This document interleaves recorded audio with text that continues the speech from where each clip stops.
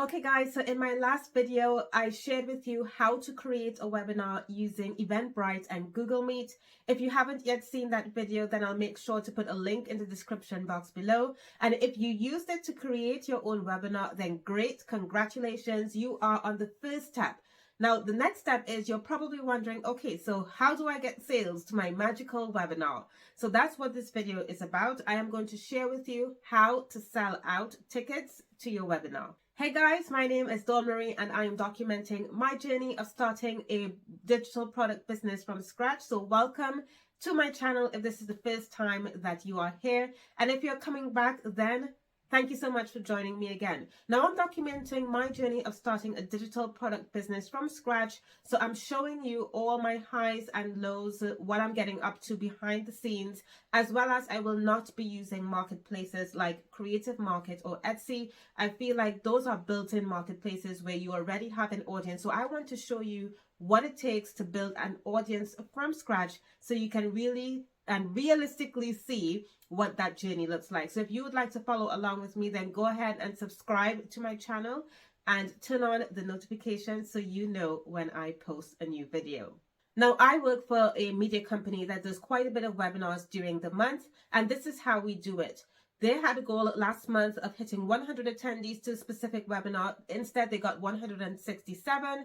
I do want to preface this by saying that they already have a social media and email list following of over 70,000 followers and subscribers. So of course, it will be easier for them to hit their target of 100 attendees. So the methods that I'm going to share with you is for you who already have an audience. If you do not yet have an audience, then make sure to check out my 10-day action plan for launching a digital product. In that action plan, I share with you over 28 ways that you can build your audience from scratch so you can get people who are interested in your webinars going through it. So I'll leave a link in the description box below to that 10-day action plan.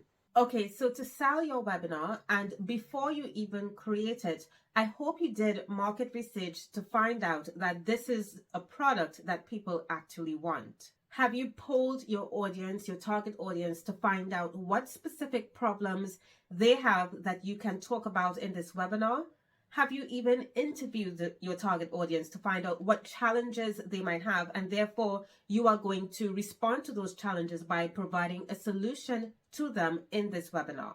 Because if you started in this way, then it may be easier for you to sell your webinar, because what you're doing is you are answering a problem that your target audience have. They have told you that they struggle with these things, they lose sleep over it at night, and therefore it's a pain point. It's really aggravating them, and your webinar is going to solve that problem. And therefore, if it's going to solve that problem, it means they are more likely to buy. But if you don't know why you're selling this webinar, for example, it doesn't answer a question or real struggle or challenge that your target audience have, then it's more likely that you will find it difficult to sell it. And that's why, again, I'm so recommending my 10-day action plan, because it really takes you through step by step the things that you need to think about as you start to preparing or creating that digital product. Okay, so if your webinar has been created to solve a specific problem, the next thing you want to decide is whether it's going to be live or on demand. And you really want to be very strategic about the decision that you're making, and here's why. If you decide that you want to have an on-demand webinar, so that means that it is pre-recorded and you're going to sell it, then the problem with that is that it doesn't give you, you don't have the opportunity of engaging and interacting with your attendees. But if you were to have a live webinar where you actually show up and you can have that one-on-one with your attendees, you can get a massive amount of information from them. It's a huge opportunity to get feedback from them, to understand whether the webinar and the content was helpful, to see whether they had any questions that you had not thought about. And what you can do with that feedback is that you can actually improve on the webinar. I mean, this data is overwhelmingly helpful because it allows you to use it to then improve on the webinar, making it better, and therefore having a good chance that it's more likely to be successful, because things that you had not thought about, you got that feedback from your attendees. You can then use that to refine your webinar. You can use it to change the messaging behind the way you promoted the webinar, and therefore more people are likely to get value from it, so you make it more valuable. And when you make it more valuable, people are going to see the benefit of attending the webinar, and therefore you're more likely to get more sales. So I would strongly recommend that instead of having an on-demand webinar, that you have a live interactive webinar where you meet with your attendees and you deliver your best. Okay, so you know that your webinar is going to be live, you know the date and time of your webinar. Now you need to consider, how far out am I going to start promoting or sharing more about this webinar? And I think this really depends on the price point of the webinar, because a higher price point means that people will probably have to plan, see how they can fit it into their budget, whereas a lower price point means that it gives more people the opportunity. So it's hardly a deterrent for people to buy now or on the spot when they see you promoting it. So a webinar that's $500 or less, you may want to start promoting it a month or so before it actually launches. Whereas a webinar that's over the $1,000 mark, I think it would be wise to start promoting that about 3 to 6 months before it actually launches. Also, when you start promoting your webinar, you really want to get people excited for the webinar itself. And I would suggest focusing on your immediate target audience. So these are people who actually know about you. They are familiar with you. They already like you and trust you because you are showing up to them several times throughout, maybe on your social media, you're emailing them. So these are the first people who are actually going to buy. If you are thinking of going out into a cold audience, that is people who do not yet know about you, maybe you're thinking of using Facebook ads, then be prepared that sales might be slow, even lead generation might be slow, because these people don't really know anything about you. So the first thing that I would suggest is, if your social media followers, your email subscribers are within your target audience, that you focus on them first to see whether your webinar has a good chance of success.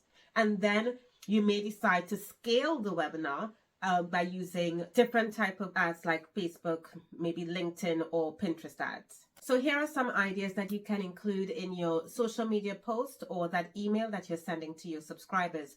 Maybe you have a special offer for fast action takers. Fast action takers, yes. So you have something that you want to give away to them. This is the time for you to mention that, so that people are aware that they are likely to get some bonus if they make a purchase today. You can also have early bird ticket sales. So you may decide that you're going to sell tickets to your webinar at a discounted price up until a certain date, and you can let people know about that and when those early bird discounts are going to expire. So a few other things that you can talk about in your post is, what is the webinar about? I mean, people pay to attend webinars because of the content. So you really want to be highlighting what is it that they're going to learn from the webinar. Highlight all the pain points and challenges that your target audience is having and how the webinar is going to solve them. Who is going to present at the webinar? Is it going to be just you, or are you going to have an additional speaker? Who is that speaker? Because that might actually be the deal breaker for people to buy into the webinar, because it may be someone who is a popular name in the industry or someone who they really want to hear from. Also, don't just talk about the benefits of the webinar. Talk about the features as well. For example, are they going to get worksheets and workbooks when they attend the webinar? Will they get actionable tips on how to do something? Do they get a recording of the webinar? Would they be able to ask questions, or is there live coaching? The features that you mention here should actually go above what your competitors are doing. So also look and see how competitors are promoting it, which will give you additional ideas for how you could promote yours, and also how to shape the messaging of your promotional posts. And once your promotion is underway, here are some other types of posts that you can create. So obviously there's going to be the sales promotional posts. You can announce the speakers at your webinar, or if there was just one speaker, you can announce those speakers. You can talk about the actual content. You can share testimonial posts. Don't forget that if you have speakers who are talking on your webinar, that you make sure to leverage their own audience by tagging them in any social media post or asking them whether they are able to share it with their own audience. Of course, if they are speaking at your webinar, then they will want their own audience to know about it and possibly attend as well. So it's a good opportunity for you to get in front of a wider audience. Now, one thing that I've learned about hosting webinars for my clients is that if you are using speakers to promote your own webinar, that you need to make it easier for them to do so. So don't expect that you just share your webinar and say, here you go, can you share it with your audience? No, the best way to do that is to create marketing toolkits. So basically you are writing all the copy that they will use to share on their socials, on their emails, in a blog. You do everything for them. You even create the graphics for them. So all they have to do is literally copy and paste what you have given to them, making it easier and therefore more likely that they will take the action that you want them to take. Now, my final tip for how to sell tickets to your webinar is share, share, share. I cannot stress that enough, because remember, it takes people about 5 to 7 times of seeing something to make a decision that they actually wanted. So even though when you've just started promoting your webinar, you may not get sales immediately, don't feel disappointed. Just keep on spreading the message, sharing the word, letting people know how great your webinar is and why they should attend it. As well as what we have seen from promoting client webinars is that most of the sales tend to happen close as you get closer to the date of the webinar. So don't expect, let's say that you are promoting it 3 to 6 months out, that you're going to get sales in that period of time. You may actually get it closer to the date of the webinar.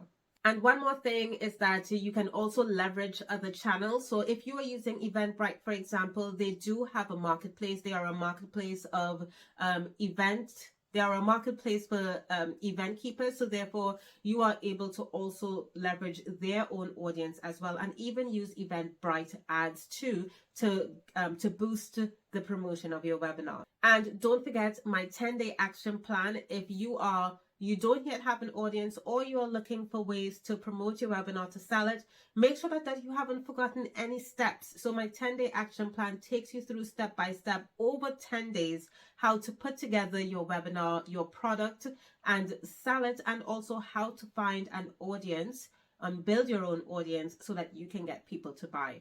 I wish you all the best in your webinar, and let me know in the comments if you found these tips helpful and what you are going to try. I look forward to seeing you in my next video. Bye guys.